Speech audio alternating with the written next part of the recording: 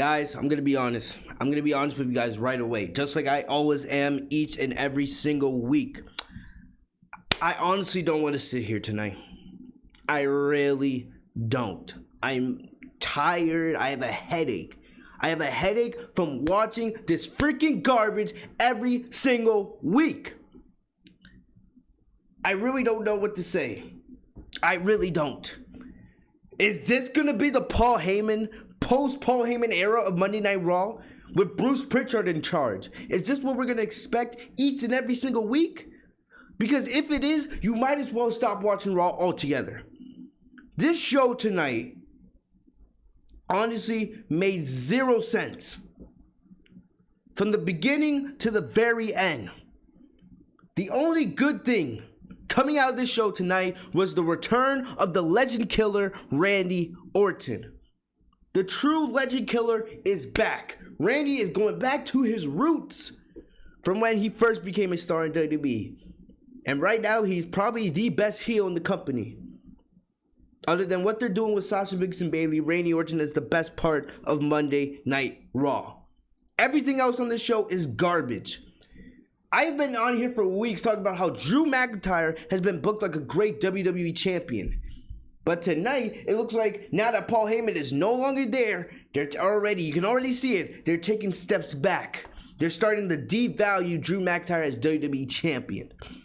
You had Drew McIntyre and R-Truth have a winner-take-all match for both the WWE Championship and the 24/7 Championship against Bobby Lashley and MVP. You have the Iconics getting another WWE Tag Team Championship match out of nowhere. It looks like the streak of Sasha Banks not being able to hold a championship past 30 days, it looks like that is coming back into effect in 2020. Oh my gosh, and don't get me started. They brought back the Ninjas. The Ninjas. They brought back the Ninjas from last night at Backlash. Right back tonight on Monday Night Raw. The Raw Tag Team division is garbage. The WWE's Women Tag Team division is clearly the best division in all of WWE right now. And not only that, they brought back the Big Gay. Yes, the Big Show is back for the 1 millionth time on WWE television. And guess what? He's a babyface again. We should have predicted it. Every time we see Big Show, he turns. We last saw him just a month ago at WrestleMania, and he was a heel against Drew McIntyre. We see him tonight, and he's a babyface. Is this really the Bruce Pritchard era of Monday Night Raw? Is this really how things are going to be going forward? This show tonight was absolute garbage. And why is WWE protecting Nia Jax? Why can't Asuka get a clean, no conflict, no controversy? Why can't she get a clean 1, 2, 3 on Nia Jax? What's so good about Nia Jax? She's garbage. She's trash. What does nobody understand about this? This was absolute garbage tonight, people. Garbage tonight. And if you think this show was good tonight, you are the problem with this friggin' community. They really let Paul Heyman go for this, and they expect the ratings to go up. Why? Because you had Christian come out of retirement for 30 seconds to get punched by Randy Orton? Because you had Ric Flair turn heel by giving Christian a low blow?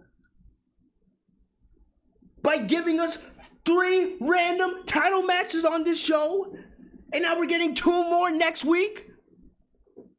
That's what makes this a good show. That's what qualifies for a good show in 2020. Giving us title matches that doesn't make sense. We had a WWE Championship match, a 24/7 Championship match, and a Raw Women's Championship match all on tonight's show. And none of it made any sense. I didn't give a shit.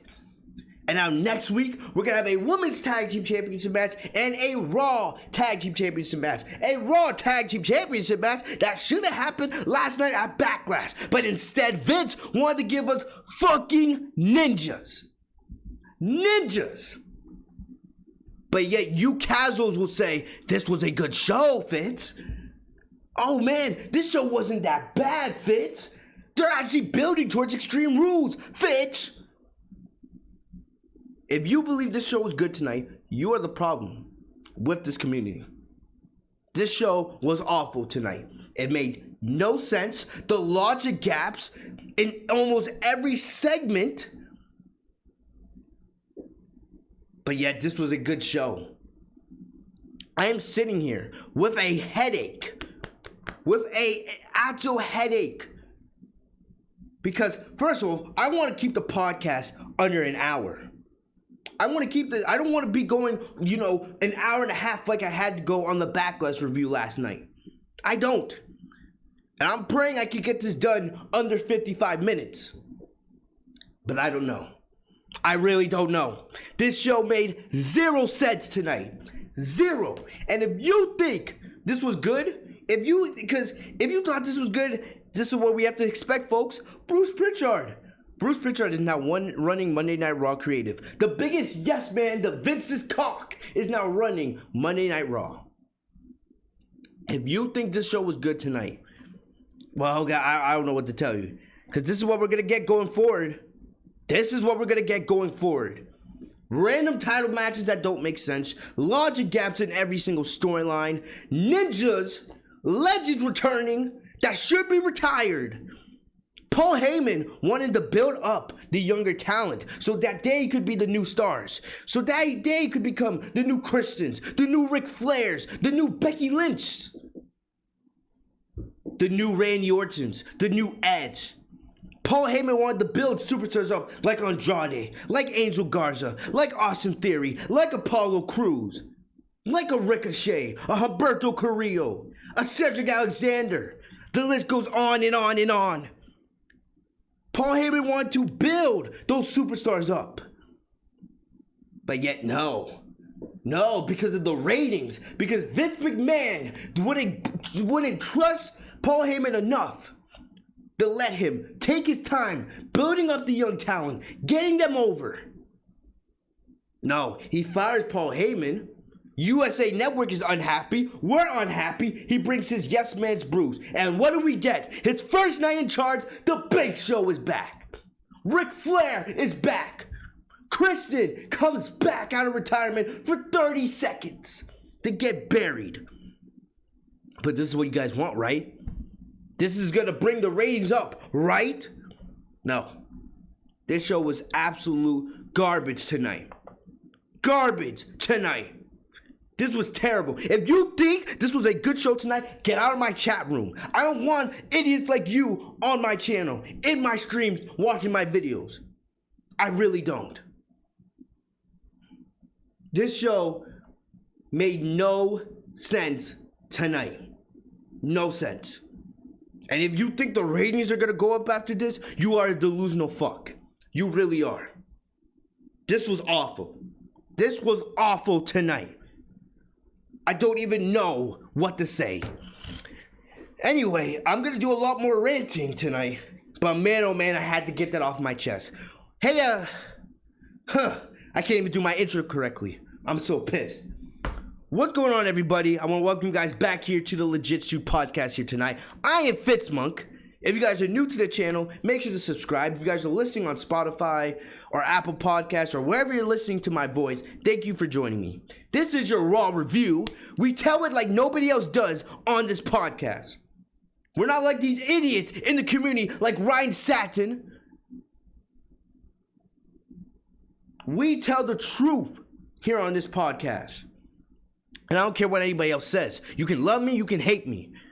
But I tell the truth. I give 100% fact every single time I talk into this mic. Anyway, welcome back to the podcast, people. I'm going to get right into the show because I've already been ranting for almost 10 minutes and I'm trying to keep this review under an hour. If you guys missed my Backlash review last night, it was a pretty good one. Just like this review tonight, it's just as good, if not better. But if you guys missed the Backlash review, it's live on the channel. Go check it out after this review. But we're going to get right into Monday Night Raw. I'm not going to waste any time. All right? Let's get into it. This was garbage. This was garbage. Anyway, the show starts off with Randy Orton. Randy Orton comes out After last night, the greatest wrestling match ever between Randy Orton and Edge. It wasn't the greatest wrestling match ever. It was never going to be the greatest wrestling match ever. It was really good, but from the second WWE put that tagline there, you knew it was not going to be the greatest wrestling match ever. Don't listen to any freaking idiots in the community that say that garbage. Anyway, Randy Orton comes out, and he talks about how he did exactly what he said he would do at Backlash. He said he was going to humiliate. He said he was going to embarrass. He said that Edge's redemption story would come to an end at his hands, and he did just that. Legitimately, he legit did just that. Edge suffered a torn triceps and has been announced that he's most likely going to be gone for around 8 months. Part of me believes that WWE could be messing with us and this could be a work, but I'm about 90% sure it was a real injury. And, legit, Edge's redemption story has come to a pause. He's actually injured. Will he come back for SummerSlam? Most likely not. We probably won't see Edge again till the end of the year at minimum. Probably around Royal Rumble time. Unless WWE's trying to pull our leg. They actually had a picture of Edge's torn tricep getting repaired in surgery today. And Randy Orton took credit for sending him home to be a husband and father instead of being at Raw. Randy Orton also said, the big thing coming out tonight, Randy Orton said, thank you, Abby and Josh, for the comments in the chat. I love my supporters, man. You guys are what keeps me going. But getting back into it, Randy Orton said that Edge, beating Edge last night, reawoken the legend killer. The legend killer Randy Orton is officially back. And I love this. You guys know how much I love Randy Orton. I loved legend killer Randy Orton when I was younger. Loved him when he would take out all the legends like Hulk Hogan and Roddy Piper, even The Undertaker. But I love this segment. Randy Orton's promo work is spectacular. I've been saying they should be pushing Randy Orton to challenge Drew McIntyre for the WWE Championship. And I believe that's the direction WWE should go with Orton and McIntyre into SummerSlam. I don't think we should get McIntyre versus Lesnar or McIntyre versus Lashley, even though I wouldn't mind it. I wouldn't even mind a triple threat match. But honestly, Randy Orton has been the best heel in WWE outside of Sasha Banks and Bayley since Royal Rumble. Randy Orton has been doing beautiful work in the ring and on the mic. I love it. Now that he's back in this legend killer phase, it's going to be that much better. Randy Orton should be being booked to go up against Drew McIntyre at SummerSlam. And if it does happen, you heard it here first. Out of nowhere. While Randy Orton is, praising himself and returning as the legend killer, Christian comes out. Christian's music hit and he walks out to the ring to confront the man who took out Edge. He called Orton a few names. He said Orton's cold and calculating, but he's also a son of a bitch. And he also said that Orton will not write the final chapter in this story. Edge will be back and he will get his redemption and retire on his own terms. Then Orton taunted Christian for saying he was jealous of Edge and he just wants to get one more match for himself. And he offered Christian a chance to get retribution with an unsanctioned match because Christian had not been confirmed or not been cleared to be back in the ring. Oh, Anthony. Oh, my boy Anthony's in the chat. Anthony, I don't know if you heard my rant, but it was one of my most iconic ones, brother. This was probably the only good thing on this show tonight. Oh, I'm going to go ham. I am going ham right now. Let me just get through this Randy Orton and Christian segment. Don't worry. I am in some mood tonight. But basically, unsanctioned match. The last time we seen an unsanctioned match was, I think, Seth Rollins and Triple H. I may be wrong, but it was something like that.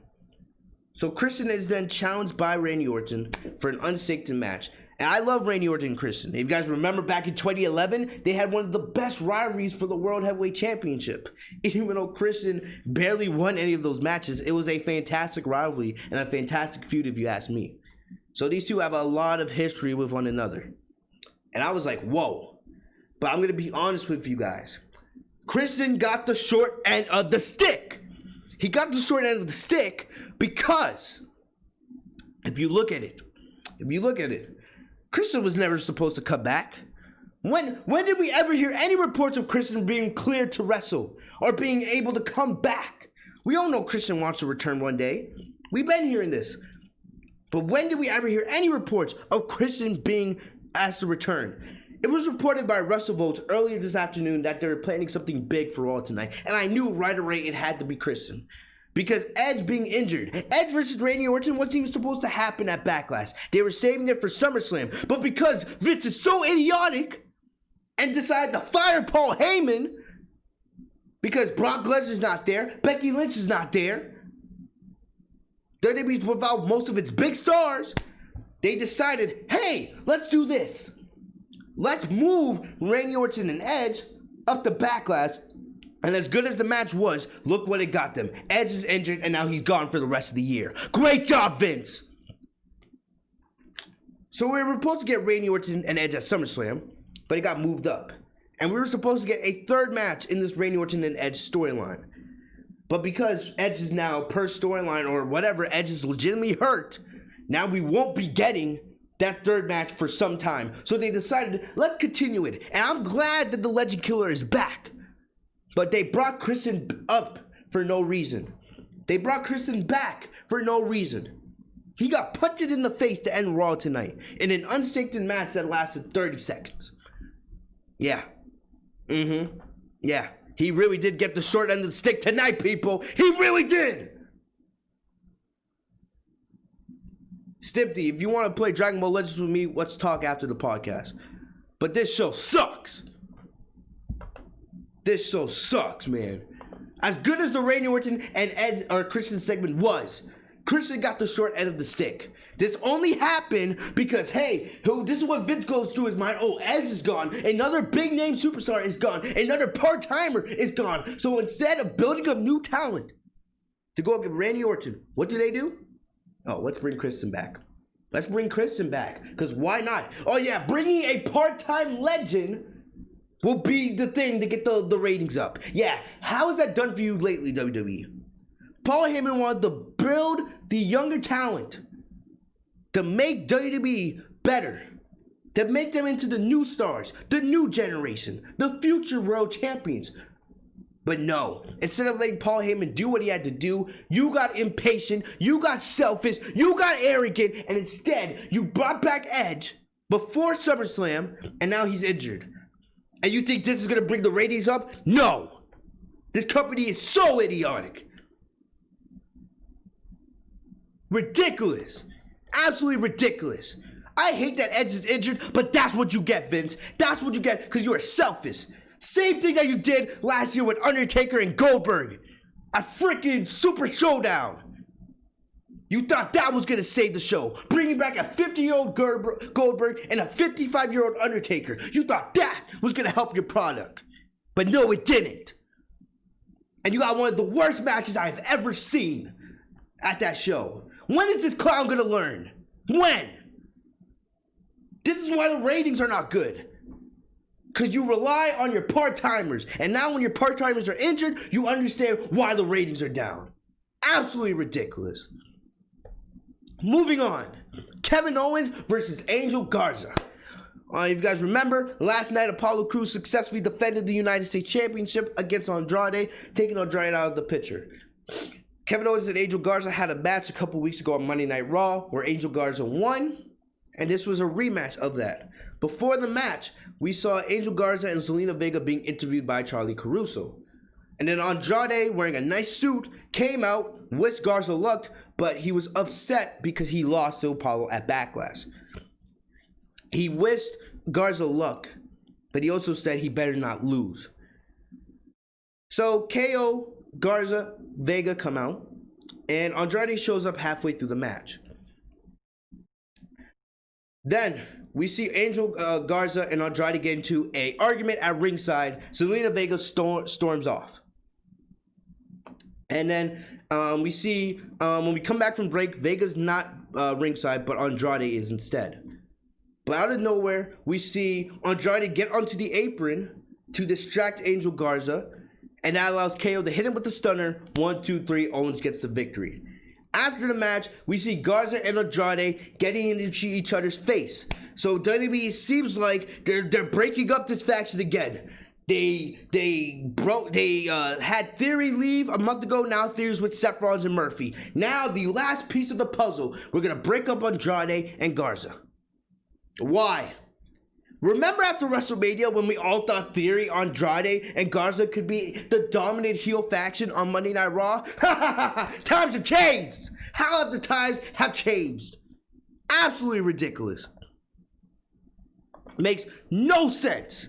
No sense whatsoever. So now you have Zelina Vega come out, and she says the two of them need to work together.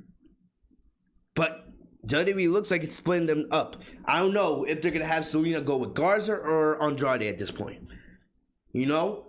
Andrade doesn't know how to speak English. Garza does. But it doesn't matter. As long as Andrade is married to Charlotte, it doesn't matter. It really doesn't.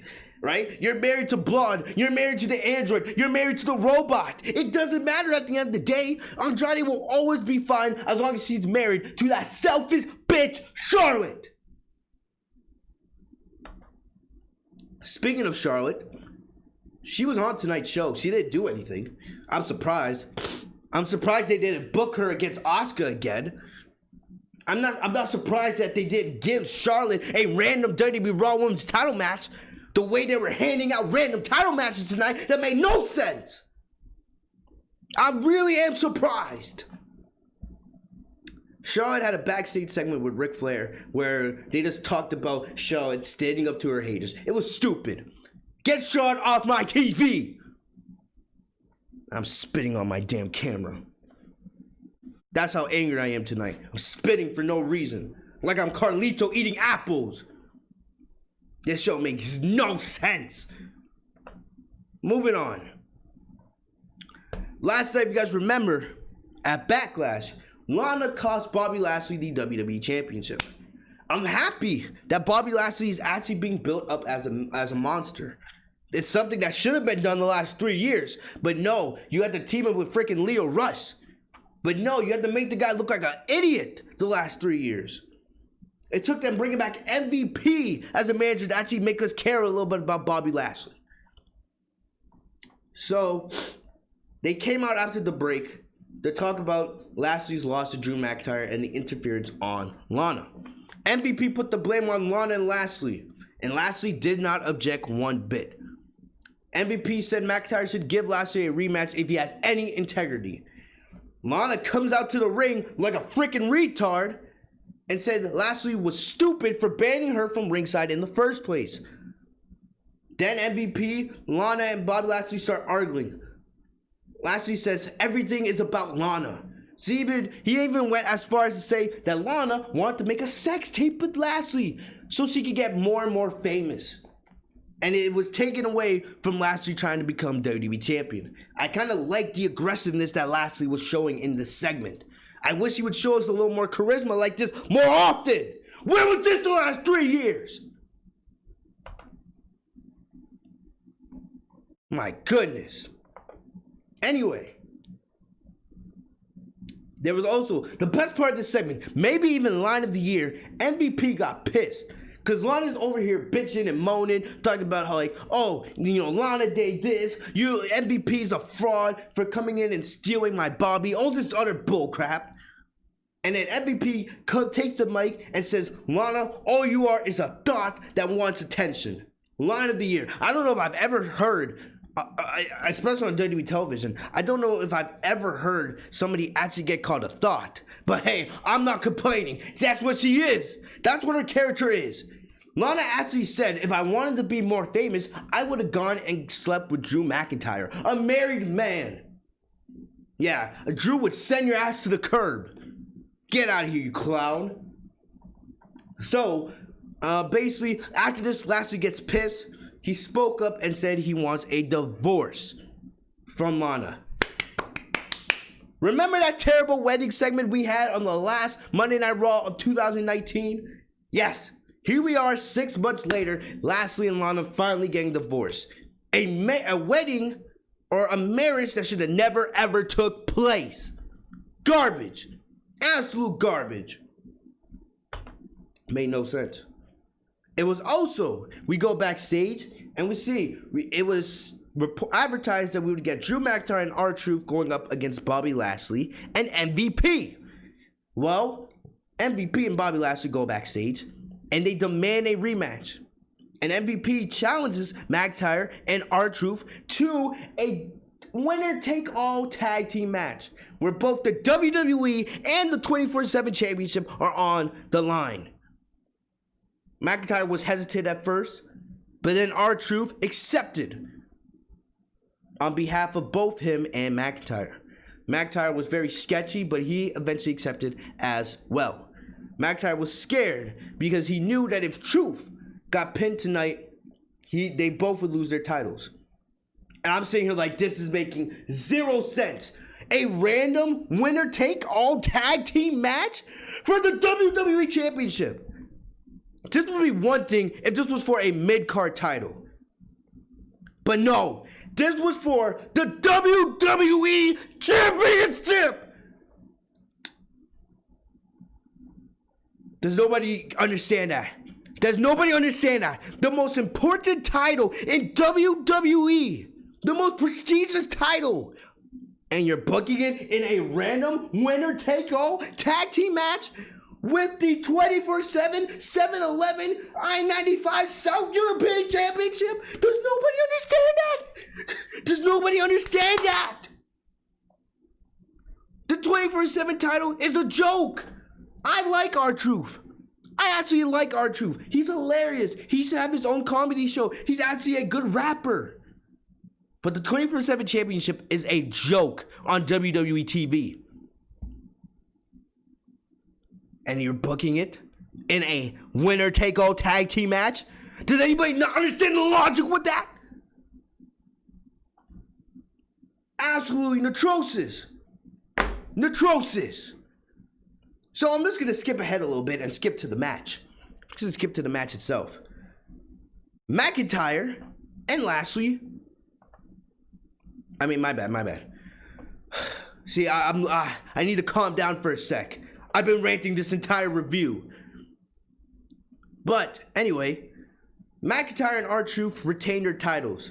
And I knew how this was going to end. McIntyre hit a Claymore on MVP. And then he tagged R-Truth in. R-Truth wins with a splash from the top rope. McIntyre and R-Truth successfully defend their titles. You casual fucks will think this is good. This was not good. I've been saying for the last 2 months that Drew McIntyre as WWE Champion has been great. He's been booked correctly. The second that Paul Heyman is fired from Monday Night Raw Creative, this is what you decide to draw up for Drew McIntyre? This is what you decide to book Drew McIntyre in. But no, he won, Fitz. Why are you bitching? He won, Fitz. Why are you complaining? This is not how you book the WWE Championship. And what? You're going to give us another match between McIntyre and Lashley at Extreme Rules? Let's be serious here. That's what they're going to book next week. Since MVP was the guy that was pinned, right? They're going to give McIntyre and Lashley another match. You know what? Whatever. Give us one more match between McIntyre and Lashley. And when Lashley loses that match, he's done. He's done. You know what you do with Lashley after he loses to McIntyre at Extreme Rules? This is what you do. You're going to do what I say. Because I actually know how to book things. How do I book things better than... How do I book things better sitting on my webcam and my Yeti microphone? How do I book this company better than the people that get paid hundreds and thousands of dollars every year to do this crap? At SummerSlam, you're going to give us Lashley versus Lesnar. That's what you're going to give us. You're going to give us Lashley and Lesnar in that dream match. And you're going to give us Randy Orton versus McIntyre for the WWE Championship. I said last night I would be fine with a triple threat match. But no. After they won tonight, 2 nights in a row, Lana didn't even interfere in this match. Or at least I don't remember. But no. Lashley and Lesnar at SummerSlam, McIntyre and Orton for the WWE title. Absolutely ridiculous.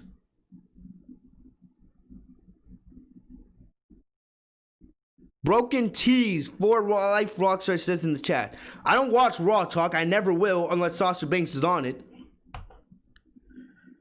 But you said Charlotte just said on Raw Talk, entitled is shit your ass at home. Shut up, Charlotte. You're the most entitled son of a bitch in the WWE history books. Man, I'm gonna need a cold beverage after this review. It's already 11:30. Hopefully we can get this done in 30 minutes. But that's the way you book the WWE Championship going forward. And if you don't do what I say, too bad! Moving on to actually... Oh, no. Before we get to something actually decent, the Viking Raiders and the Street Profits versus Akira Tozawa and his ninjas. Last night, we talked about this cinematic match and how the Raw Tag Team division has become a complete joke.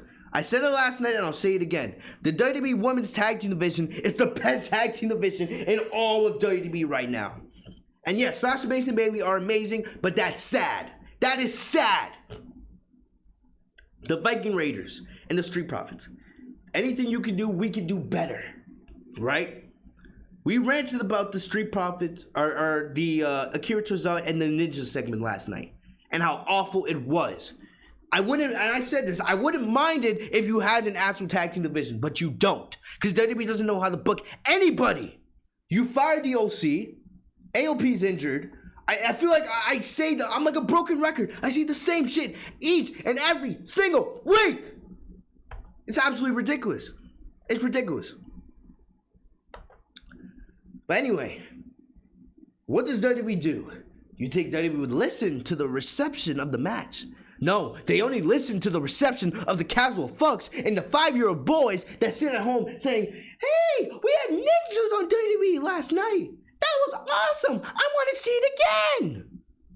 So what does WWE do? What does Bruce and Vince do the exact next night? They decide to bring Akira Tozawa, and I love Akira Tozawa, I do. But they decide to bring Tozawa and the Ninjas back. Instead of focusing on the Raw Tag Team Championships, we have these two teams fighting against ninjas. And we actually got a match. Akira Tozawa walks up to the Street Profits and the Viking Raiders backstage, and he says, sequel. And we get a match, an 8-man tag team match between the two teams. Of course, the Viking Raiders and the Street Profits dominate their opponents. And we saw that big, tall, black ninja, the 7-foot ninja, standing silently at ringside. Oh, man. You know WWE's gonna book him like the next Braun Strowman, because you know Vince gets hard when he sees big man. He gets hard for anybody he sees 7 feet. No matter if it's the Great Khali, or Kane, or Big Show, or whoever it is.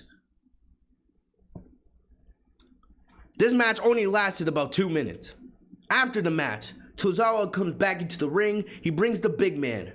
And it looks like we're going to have the 4 men, the Viking Raiders and the Street Profits, going up against Tozawa and this big guy.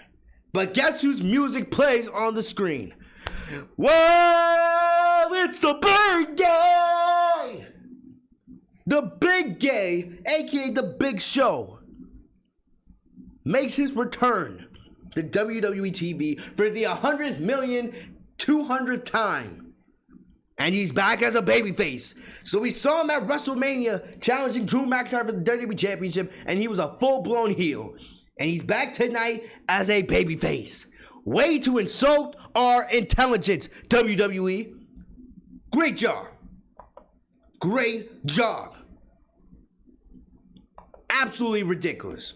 Ridiculous. You bring the Big Show back. This is the answer to your ratings problem. Bringing the big gay back. Great job, WWE. I hope you get a 1.3 rating tomorrow morning. Netrosis.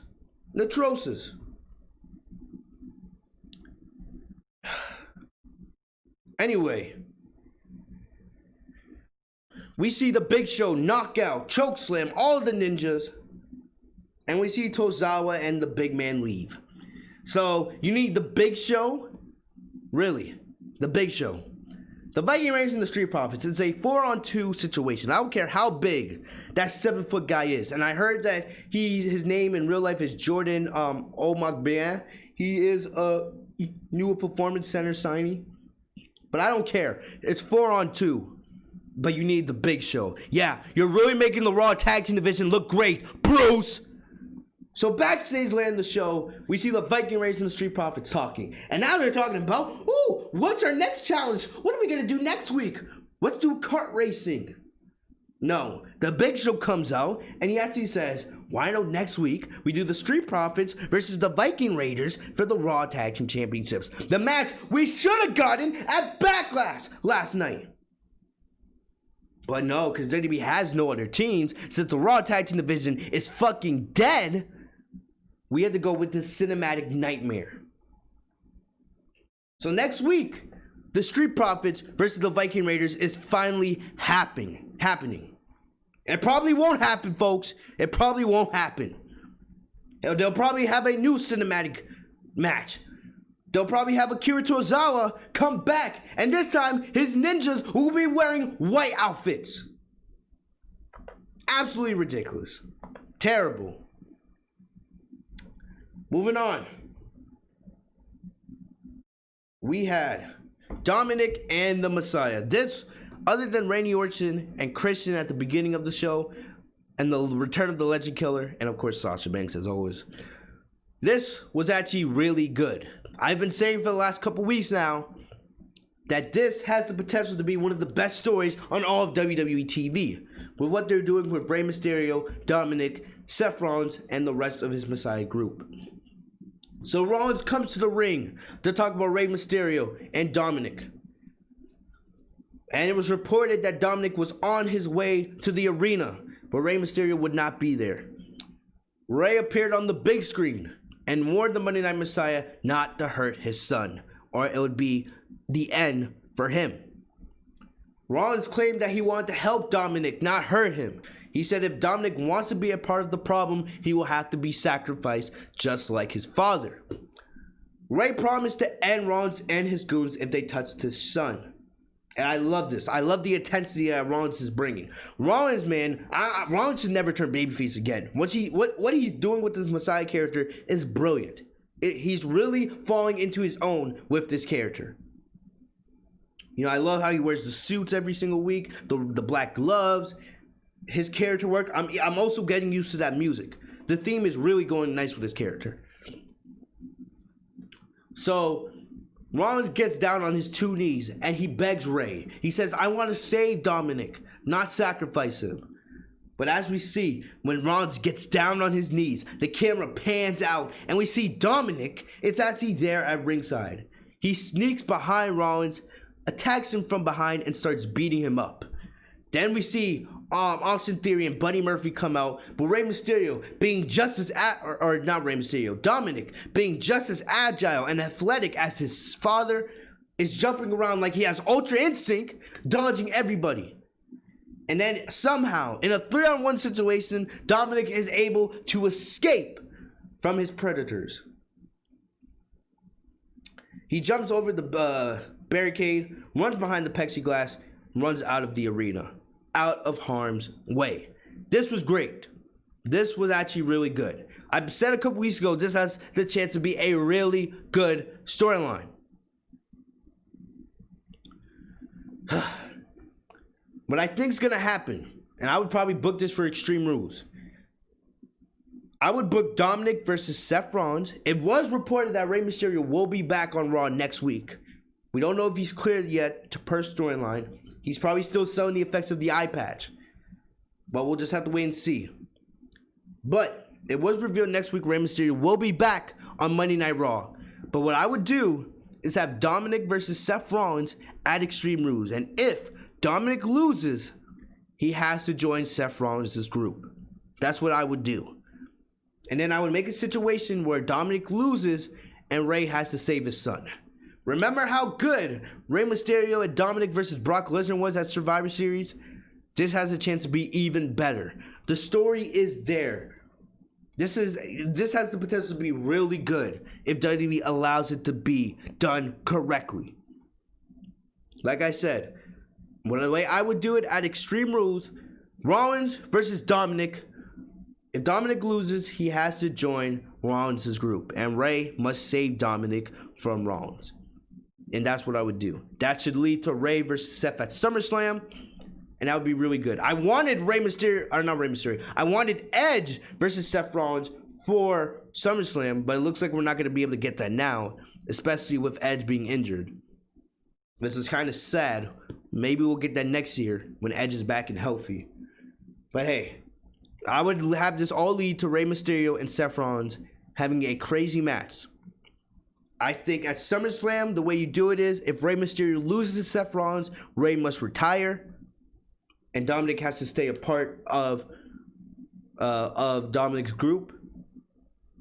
If Rey wins, he saves Dominic from Seth, and Dominic is free. That's the way I would do it. We'll see how it goes, but that's the way WWE should do it, if they were smart. Go into something negative now. Now we gotta go back to something negative, of course. The Iconics versus Liv Morgan and Natalya. You guys know I've been very high on Liv Morgan. And it looks like they are teasing Natalya turning heel. Which I'm fine with that, because Natalya's a babyface. It's cringe as well. Natalya sucks as a babyface. She's not that good as a heel, but she's better. I can say the same thing about Lacey Evans. Lacey Evans is not good as a babyface either. If you want, make Lacey Evans and Natalya a heel tag team. I wouldn't mind. You need more teams in the women's tag team division anyway. But I've been very high on Liv Morgan. I wanted her to get a push. I feel like she can be a legit babyface star. I feel the same way about Sonya Deville. The two have potential to be the next two big stars in that women's division. You know, the Iconics were looking to score a win here. This match was terrible. The match lasted, 2-3 minutes. And the Iconics basically did their own version of the OC's Magic Killer on Liv Morgan. So Liv Morgan, somebody who was developing momentum for herself, making a name for herself in the women's division, buried to the Iconics, to freaking Billie Kay. Billie Kay, arguably, she's right there with Nia Jax and Tamina and Lacey Evans as the worst wrestlers in the women's division. Liv Morgan buried to the Iconics. Afterwards, the Iconics, and this I'm probably going to get even more heated right now, the Iconics challenged Sasha Banks and Bayley to a tag team title match next week on Raw. I said this last night. I've already said it on the podcast tonight. Sasha Banks and Bayley have made the women's tag team division the best tag team division in all of WWE in the last 2 weeks. But I don't know if this is WWE furthering or, fast pacing the storyline. Like I said, the only way I want Sasha Banks and Bayley at SummerSlam is if it's in Boston with a crowd. Not the NXT audience, a legit crowd. If it can't be a full audience, I want a pretty good audience for Sasha Banks and Bayley. All right? It has the potential to be the best women's match. Not the best women's match. And Sasha Banks and Bayley has a chance to be match of the year if WWE allows those two to go out and do what they have to do at SummerSlam. It can be better than Edge and Orton. Better than Daniel Bryan and AJ Styles. You guys all know this. But if they can't get SummerSlam in front of a live audience, I would rather them just wait. I would rather them wait. And I've been saying that Sasha Banks and Bayley should keep those women's tag team titles until it's time for their feud. WWE is now booking Sasha Banks and Bayley in 3 tag team championship matches in an 8-day span. This will be Sasha Banks and Bayley's 4th women's tag team championship match in the span of 2.5 weeks. They won the titles against Alexa Bliss and Cross just about a week and a half ago. They successfully defended those titles last night at Backlash. They will be facing Tegan Nox and Shotzi Blackheart on NXT this Wednesday, which should be the main event. It'll be really great. It's going to be an amazing match. And Sasha Banks and Bayley are definitely going to win now. Because why not? Why wouldn't they win? Right? Why wouldn't they win? You've already confirmed that they're going to be facing the Iconics next week. No, why? It would make no sense to have Tegan Nox and Shotzi Blackheart go up against the Iconics when almost nobody knows them on the main roster. So Sasha and Bayley are definitely going to successfully retain on Wednesday and on NXT. And I am scared that the curse of Sasha Banks not being able to hold a main roster title past 30 days, the curse will continue next week on Monday Night Raw. We already ended one curse. Sasha and Bayley, or Sasha Banks, Sasha Banks being able to successfully defend a main roster title clean. That curse was ended last night at Backlash. But it looks like the curse of her not being able to hold a title for more than 30 days is going to come to an end. I pray that I am wrong. The Iconics don't deserve shit. They lost last night. How many title matches do the Iconics get? They lost to Bliss and Cross like 3 weeks ago. They lost at Backlash. And now they get another tag team championship opportunity. Sasha Banks and Bayley were actually on the show tonight. Always great seeing Sasha Banks and Bayley. I'd rather see them on all 3 shows because Sasha's the best female wrestler in the world. Sasha and Bayley are the 2 most hardest working women in the entire company. I'd rather see them than ever see Charlotte. Because Charlotte doesn't elevate any division. Charlotte doesn't elevate any show. But Sasha and Bayley do. Sasha and Bayley actually came back on. Happy birthday to you to Pam, aka Bayley. Bayley said this is her birthday week, and they will be celebrating all week long with Backlash, Raw, NXT, and SmackDown. But I'm scared that it's all going to come to an end. Even though we all know the bigger story is Sasha Banks and Bayley at SummerSlam. But still, can you at least have Sasha and Bayley hold the titles past 30 days? Hold those titles past Extreme Rules. If Sasha and Bayley beat the Iconics next week, I hope they do. If they do, I will be shocked. I will be shocked. And after that, Sasha and Bayley should not have to defend those titles again for at least a month. Because they've already defend the titles 3 times in 1 week? Ridiculous. Absolutely ridiculous. But I'm terrified that it's all going to come to an end. Even if it leads to Sasha Banks and Bayley, I at least want Sasha to hold a title for more than 30 days on the main roster. Absolutely ridiculous. Absolutely crazy. The Iconics came out. They said once again, how many times do the Iconics have to say that they beat Sasha Banks and Bayley at WrestleMania 35? You lost last night. Stop reminding us of that garbage. The Iconics did nothing with the women's tag team titles the first time around. Why would anybody want to see it the second time around? What I would do is I would build up an NXT tag team to take those titles from Sasha Banks and Bayley. Bliss and Cross don't deserve it. The Iconics don't deserve it. Carmella and Dana Brooke don't deserve it. Garbage. Legit garbage. But Sasha, she was frustrated. She said that the Iconics don't deserve anything. The Iconics have no right to come out making demands. But Peyton Royce slapped Sasha in the face. Bayley got pissed and actually accepted the match. Sasha was not happy because Bayley accepted another match without Sasha's permission. And this affects Sasha because this is a title match. This is not just a normal match. This was a title match. So yes, it looks like Sasha and Bayley confirmed to retain against Blackheart and Tegan Nox. The women's tag team division is pretty good right now, but I'm afraid all of the work that Sasha and Bayley have done in the last 2 weeks is gonna go right away because the fucking Iconics. Billie Kay is trash. Well, we'll just have to wait and see till next week, but I don't know. I pray at least have Sasha hold that title past Extreme Rules. I pray. But we'll have to wait and see. Moving on. Apollo Crews versus Shelton Benjamin. Before the match, MVP comes up to Apollo Crews and tells Apollo, you are a great United States champion, but you also need to be a smart champion. Defending that title each and every single week, you're going to eventually burn yourself out and that will allow somebody to take that title from you. Makes sense. John Cena, when he made the United States Championship the number one title in all the industry back in 2015, he defended that title every single week. But he eventually burnt himself out and then lost the title to Alberto Del Rio. The same thing will happen to Apollo Crews. And I am scared that Apollo Crews will lose that United States Championship before Extreme Rules. All the hard work that Paul Heyman has done, building up Apollo Crews, trying to build up the next generation of superstars, I'm afraid that it will go out the window.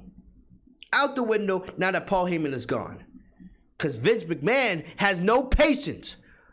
No patience. Oh, the ratings are down. It's because of the younger stars. Let's bring back the veterans. How long until Apollo Crews loses that title?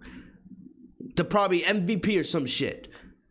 MVP did say that the only way you stay United States champion, Apollo, is by having me in your corner. So I don't know if this is going to set up for an Apollo heel turn down the line. Remember, it was reported a little bit ago that Apollo did or was being considered to turn heel, but those plans changed. Maybe those things are back on, but I don't trust it. WWE doesn't know how to build younger talent. Apollo will be buried. I pray that I am wrong, but here we go. But it probably will happen. It probably will happen. Anyway, we get Apollo Crews versus Shelton Benjamin. The United States champion against a former United States champion. I don't know why Shelton Benjamin is treated like a jobber on WWE TV. Shelton Benjamin is fantastic. He's great. Do you know how many times I go back and watch his match with Shawn Michaels back in 2005? Fantastic. He could be a legit contender in that mid-card division. I don't know why WWE has him as a jobber. It's ridiculous, if you ask me. But Benjamin tried winning the match with his foot on the rope. The referee caught it. Then Apollo decided, oh, anything you can do, I can do better. And Apollo used his elbow on the rope to get the win, to get the leverage and the victory. So for now, Apollo is safe for at least another week. But I'm telling you guys, don't trust WWE. All the work that Apollo has done the last couple months, being built up, being a good United States champion, I feel like it's going to go right out the window. Mark my words. Next up, we had Asuka versus Nia Jax for the Raw Women's Championship.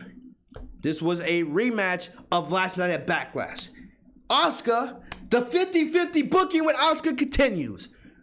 I believe Asuka is probably the best women's wrestler in the world, right behind Sasha Banks. Number 2. But 50-50 booking. I don't know what's with WWE's idea of trying to protect Nia Jax. She's garbage. She sucks. I don't understand it. It blows my mind. Blows my mind. Why are they protecting Nia Jax? For what? She's terrible. What don't they understand? This match started around 10:40, with only about 20 minutes left in the show, and we still have Randy Orton and Christian to get to, which started with like 5 minutes left in the show, so you knew this was going to be a quick match. I honestly thought Charlotte was going to get involved, and that was going to set the siege for a triple threat between Asuka, Charlotte, and Nia Jax at Extreme Rules, but no, they actually had a match. It was no better than the match they had last night at Backlash. I don't know why they refused to give Asuka a clean victory over freaking Nia Jax. Nia Jax doesn't need more title shots. Nia Jax needs to be taken off TV and put back in wrestling school. Out for 1 year, comes back is no better. Near the end of the match here, Nia Jax is arguing with the referee, and instead decides to shove the referee. The referee is about to DQ Nia for putting her hands on an official, but instead Asuka rolls up Nia when she's not looking, and the ref gives her the 1, 2, 3. So Asuka retains her women's championship, but clearly this is not over. Nia's gonna come back next week, bitch, and complain that, hey, that was a fast count, even though she was an idiot. That's what she gets for freaking putting her hands on an official. She's lucky not to get DQ'd, but no. We can't give Asuka a clean victory. We have to protect Nia Jax for some reason. For some reason, Nia Jax can't be beaten. Yeah, you're doing a great job booking Asuka as Raw Women's Champion. I'm just waiting for Charlotte to come over and take the strap and make me more unhappy. It's gonna happen. Extreme Rules, triple threat, Charlotte, Asuka, Nia. Charlotte's gonna pin Nia so they can say Asuka still looks strong in defeat. And then we're gonna get Asuka and Charlotte at SummerSlam, with Asuka challenging Charlotte. Garbage. To end the show, we had Randy Orton and Christian. This started with about 5 minutes left. Randy Orton got interviewed by Charlie Caruso. He asked Charlie if Christian was a legend. Charlie said yes. Randy Orton agreed. And Randy Orton said, I'm going to end the legend of Christian tonight with the 3 most destructive words or letters, RKO. So the legend killer is back. But I knew this was going to last long because there was only 5 minutes left in the show. Yes. All right, you bring Christian back and you put him on with 5 minutes left in the show. Great job, Bruce. This is going to get the ratings up, Bruce. So what happens is Ric Flair comes out. Ric Flair earlier in the night was trying to tell Christian not to do this match. Orton's at the top of his game. It's not right. But Christian accepts the match anyway. Ric Flair comes out and he tries to tell Christian one more time, don't accept the match. But out of nowhere, Ric Flair low blows Christian. This is what WWE's gonna have. This is what WWE's gonna do. They're gonna have Ric Flair come out next week, and they're gonna have Ric Flair say, "I was doing it to protect Christian, because I didn't want to see him get seriously injured." That's what they're gonna say. I know Bruce. I know Vince. I know how WWE does this stuff. They're gonna have Ric Flair say, "I was doing this to protect Christian." The match starts. Orton punches Christian, so Randy Orton has brought back the punt kick. It's always been one of my favorite moves, and he pins Christian. They bring out a stretcher for Christian, and Orton's doing the same thing he did with Edge at the beginning of this rivalry. I didn't want to do this. I didn't want to do this, man. We go way back, just like me and Edge, and it ends the show with Orton back in that conflicted mindset. So, yes, the good things that came out of Monday Night Raw tonight. Sasha Banks, as always, seeing her is great. Even though I'm terrified that next week she's going to lose the tag team titles. I pray that I'm wrong, but I'm terrified. The legend killer Randy Orton is back. Dominic, Seth Rollins, and Rey Mysterio have an amazing storyline going on. But everything else on this show was complete garbage. This was a terrible edition of Monday Night Raw, and all that stuff happened. I am surprised that I was able to get this review done under an hour, guys. I am very surprised. But we did it. We did it. Thank you guys, everyone, for joining me here on the podcast tonight. I'm going to go take some Advil for this huge migraine I had. But that's all I got for you guys for the Legit Shoot podcast here tonight. I want to thank you guys once again for joining me here on the Legit Shoot podcast. This is going to go down as probably the best Raw review of the year. All right, because I basically ranted the entire time. So hopefully you guys enjoyed. Before you guys leave the chat, leave a like on the video. It helps me out. It gets our video into the recommended section. It gets more eyes onto the podcast. So if you guys enjoyed, please do me a favor. Leave a like on the video. But other than that, guys, that's all I got for you guys today. Thank you guys for joining me here on the podcast. If you guys missed the Backlash review, that is live on the channel right now. If you thought this review was good, check out Backlash. That was another good review. Thank you to everyone who joined me here tonight. If you guys will listen on Spotify, if you guys listen on Google or Apple Podcasts or anything like that, thank you guys for joining me. All right? If you guys listen on YouTube, if you guys are new to the channel, like, comment, subscribe, enable notifications by clicking the bell next to my name, Fitzmonk TV, so you guys are notified every time I post a new video. This show tonight, man, I still don't know what to say. I still honestly don't know what to say. You know, I'm sitting here trying to end the review, but I'm just reflecting that this is what we can expect. Shows that don't make any sense. This is what we can expect going forward, folks. This is what you guys can expect going forward. Now that Bruce is running Monday Night Raw. Random title matches that make 0 sense. loopholes and storylines. More legends return. Who's next? Who's going to return next week? The Great Khali? Is he coming back next week? Is he going to help get the ratings back? Who else? Kane's going to return next week? What, Triple H is coming back? Shawn Michaels is going to be here? Kurt Angle? Is WWE going to bring every single legend back into existence? I don't know. Anyway, enough of me ranting. I'm going to get out of here. Hopefully you guys enjoyed the podcast here tonight. Thank you guys so much for joining me. Stay safe and healthy. I'll see you guys Wednesday for NXT for Sasha Banks and Bayley versus Tegan Nox and Shotzi Blackheart. Have a good night, guys. Peace.